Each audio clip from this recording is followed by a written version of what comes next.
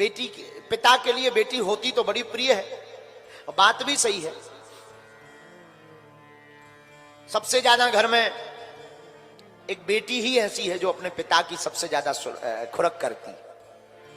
पिता का ध्यान सबसे ज्यादा कोई रखती है तो बेटी। रात को 2 बजे हो,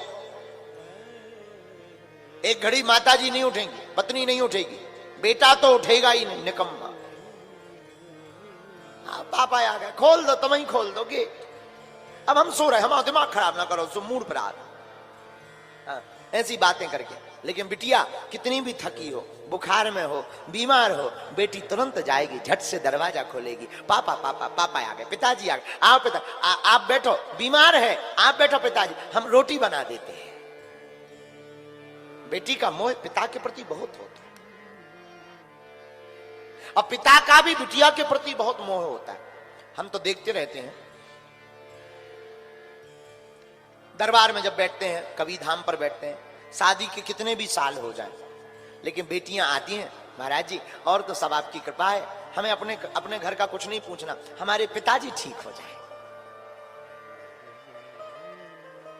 बल्कि ये धर्म पुत्रों का है, लेकिन ये धर्म बेटियां निभाती हैं। धन्य है हमारा भारत, भारत की बेटियों को इसलिए दुर्गा कहा जाता है। बेटियां जिसके घर आती हैं उसके घर खुशियां छा जाती हैं।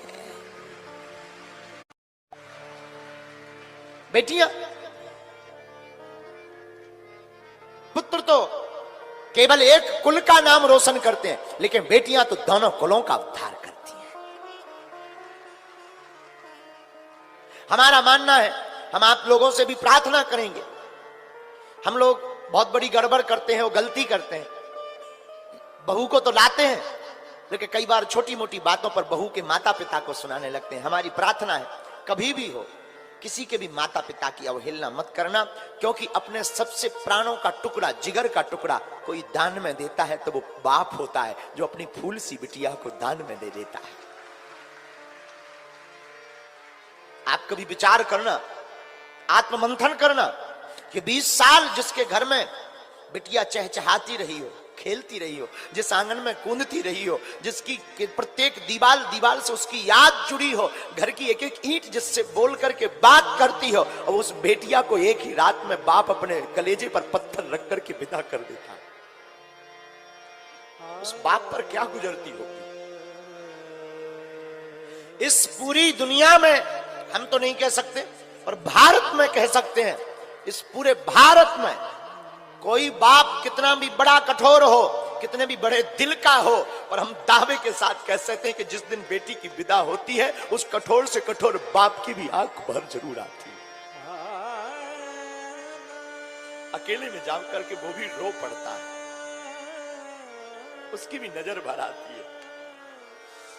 कितना भी कठोर हो, जब बेटी जाती है ना, विदा होती है ना, वो भी फूट पड़ता, बिखर जाता है।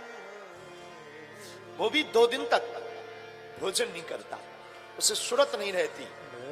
बेटी के सामने जरूर वो मन मार करके मुस्कुराएगा, कितना भी कठोर बाप हो पूरी दुनिया का, कितना भी कठोर बाप, लेकिन जब बेटी की विदा होती है तब उस बाप से पूछना, उसका दिल कितना बिखर जाता है।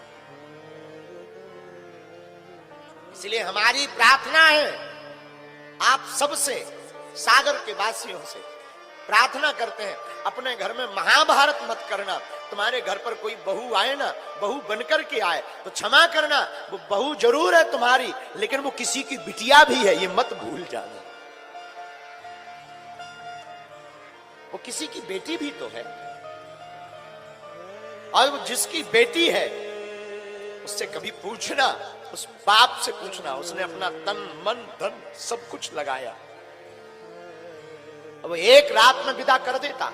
और हम लोग बारात से आकर के इतनी बुराइयां करते, अरे नमक को नहीं पूछा, पानी को नहीं पूछा, हमको चाय नहीं पिलाई, फूफा जी को कपड़ा नहीं दिए, अरे ये तो सब हाथ का मैल है, खाना पीना तो ये सब साफ चलता रहेगा। होटलों में जाकर के तुम सर्विस ले सकते हो, बहुत अच्छी सर्विस ले सकते हो 100 रुपया खर्च करके। लेकिन हम तुमसे प्रार्थना करना चाहते हैं हाथ जोड़कर, उस बाप के बारे में कभी तुम कल्पना करना जिस बाप ने अपनी बेटी के विवाह के लिए 1 साल पहले से सोना छोड़ दिया हो, जूता खरीदना छोड़ दिया हो, कपड़ा खरीदना छोड़ दिया हो कि हमारी बेटी की विदा में कोई कमी ना रह जाए। हम कपड़े नहीं लेंगे पर हमारी बिटिया के आने वाले रिश्तेदारों को कोई कमी नहीं होने देंगे। कभी आप आत्ममंथन करना उस बाप के बारे में। वो 1 साल पहले से नहीं सोता है, 1 साल पहले से ये अचार खिलाएंगे, ये ना ये आम तोड़वाना था, ये अचार खवाएंगे बारातियों को, ये स्वागत में टिफिन देंगे, ये हम कपड़ा पहुंचाएंगे रिश्तेदारों के यहाँ, ये हम टोपरी पहुंचाएंगे अपने रिश्तेदारों के यहाँ। और प्रार्थना करना, वस्तुएं तो लिपती आती जाती रहती है, राजा से रंग, रंग से राजा व्यक्ति बन जाता है, परंतु याद रखना व्यक्ति का संबंध लौट कर नहीं आता है। इसलिए नाता को बनाना, नाता को बनाना। कभी भी हो आपके घर पर जो बहू बनकर आई वो किसी की बिटिया है, और वो अगर बिटिया है तो कभी उसकी अवहेलना मत करना, उसके माँ बाप को ताना मत सुनाना कृपा करके। और जिस दिन तुम ये कर लोगे, जितने भी लोग यहां सुन रहे हैं और भारत में सुन रहे हैं, दृष्टि का खेल है। अगर तुम्हारे घर में कलेश होता है तो कहीं ना कहीं यहीं से कारण प्रारंभ होगा। और अगर तुम अपने घर में सुख शांति चाहते हो तो आज की हमारी कथा सुनकर के जाना। तुम्हारी जिंदगी में बदलाव ना आए तो कर लेना, लेकिन जीवन में उतार करके जाना कथा को। तो तुमको एक सत्य घटना सुनाता हूं। एक नया नया विवाह है, एक गरीब घराने की बेटी थी, दिखने में बड़ी सुंदर थी, तो अमीर घराने में उसका विवाह तय हो गया। विवाह हुआ, अमीर घराने में आई, अमीर घराने में आकर के वो बड़ी प्रसन्न, घर वालों ने बड़ा स्वागत किया क्योंकि दिखने में बड़ी अच्छी गुणवान थी, सुयोग्य थी, बड़ी सरल थी, बड़ी सहज थी। इसलिए लोगों ने, परिवार वालों ने, उस बच्चे ने, उसकी मां ने, सासू मां ने स्वीकार कर लिया। दीपावली आई तो दीपावली के बाद एक नियम होता है मिठाई भेजने का। बहू के घर से ससुराल पक्ष में मिठाई के डिब्बा आते हैं, जो ससुराल में पूरे परिवार को बांटा जाता है। ये तो थे बड़ी गरीब घर से। इसने अपनी माँ को फोन लगाया, माँ जी दीपावली आ गई है, अब सासू माँ पूछेगी मिठाई, तो क्या कुछ व्यवस्था बनी क्या?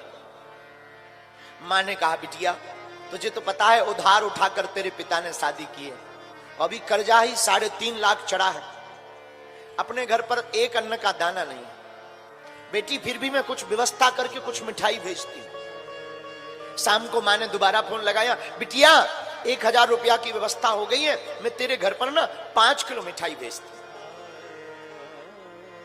तो बेटी ने सोचा परिवार इतना बड़ा है, 5 किलो मिठाई अगर आएगी तो मेरी सासू मां ताना सुनाएगी, हंसी उड़ाएगी। देखो कितनी बड़ी